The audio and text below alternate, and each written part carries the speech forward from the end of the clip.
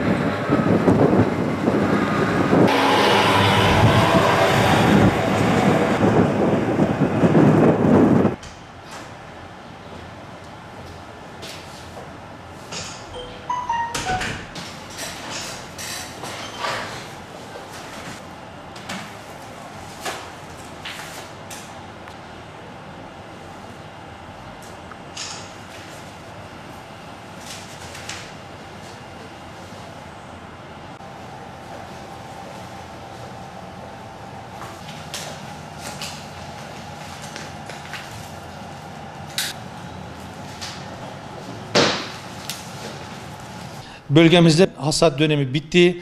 Çiftçilerimiz mısır ekmek için anız yakmaya başladılar.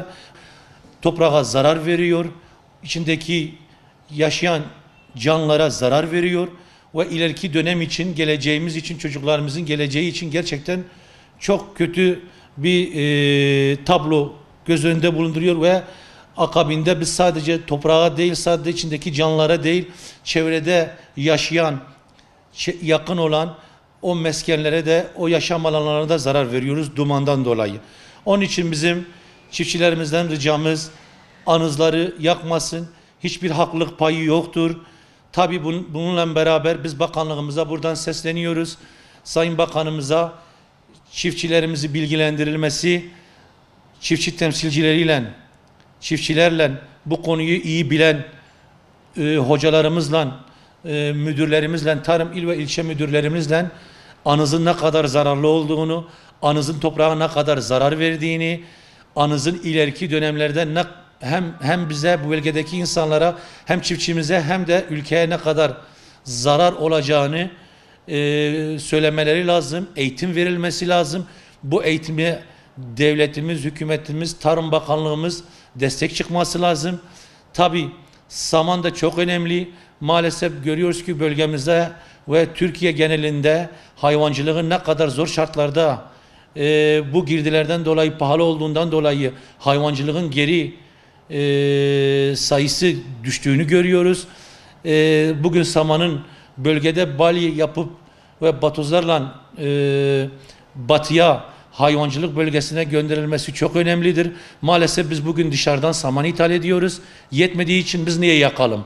En azından çiftçilerimize bakanlık tarafından destek verilse, çiftçilerimiz bilinçlendirilse ve o gereken ekipman desteği midir veya hani sap toplama makineleridir. O şekilde çiftçilerimize bir destek altında bir teşvik verilse, destekleme kapsamına alınsa en azından çiftçilerimiz de o tarlasındaki samanı, sapı toplayıp hem ülke ekonomisine katkıda hem kendileri kazanacaktır. Çünkü o samanın, o sapın tarlada olması gerçekten çiftçimize de zarardır. Onun derin ekimle yapılması lazım ama mazot girdileri pahalı olduğu için, mazot pahalı olduğu için çiftçiye fazla masraf oluyor. Ben sadece anızla ilgili değil, bütün tarım alanında işte ilaçlamadır, gübrelemedir, işte sulamadır, enerji konusunda çiftçilerimizin bilgilendirilmesi, biz çiftçi temsilcileriyle ortak bir şekilde toplantılar yapılması, zarar ve ileriye dönük projelerin daha verimleri artırabilmesi için ve daha çiftçi de kazanıp ülke kazanması için tarım il ve ilçe müdürlükleri, öncelikle bakanlık buna el atmasını istiyoruz. Çünkü böyle olursa bilinçli tarım değil, bilinçsiz tarım yapılacak. Doğru bildiğimiz yanlışlar var. Onlar her şekilde hepimize yansıyacak. Çiftçi de kaybedecek, ülke de kaybedecektir.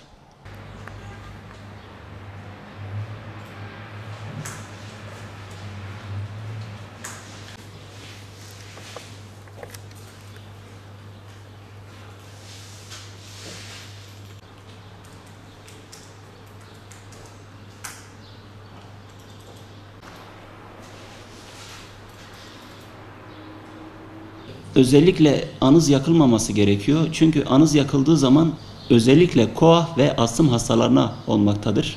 Bu gibi hastalıklarda öksürük ve ani gelişen nefes darlığı şeklinde kendini göstermektedir. Anız yakıldığında çıkacak duman akciğerlere geçerek solunum yolunu irrige ediyor. Bu da astım ve akciğer hastalığını atak olarak bize karşı karşıya kalıyoruz. Özellikle kalp yetmezliği olan hastalarımız da bu durumdan etkileniyorlar.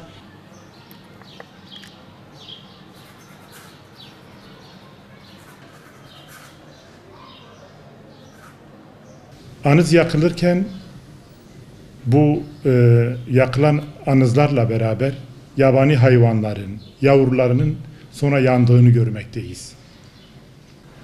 İkinci bir husus, bazen yakılan anızın komşudaki araziye sıçradığını ve onların arazilerindeki ekinlerin yandığını görmekteyiz.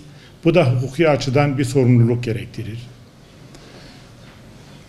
Diğer bir husus ise bu anız yakma olaylarında hava kirliliğine sebep olduğu, bazen görüş mesafesine etki yapıp yakın mesafede ancak görme imkanı olduğu, hatta bunun trafik kazalarına da sebep olduğu görülmektedir. Bu da hukuki açıdan bir sorumluluk gerektirir.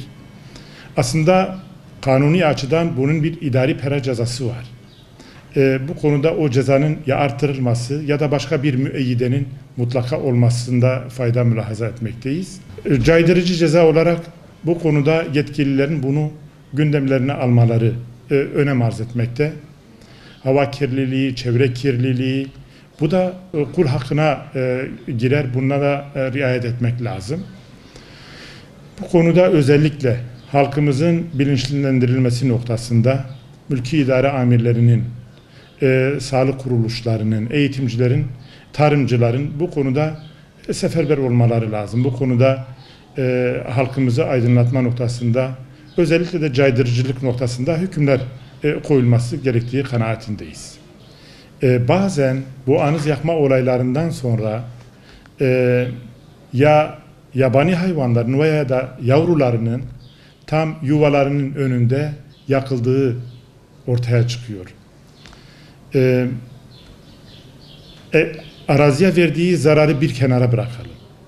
O yabani hayvanların ölmesi olayı, o canlı yakılması olayı ahirette büyük bir vebali gerektirir. Bundan dolayı bundan sakınmak lazım. Buna kul hakkına riayet etmek lazım.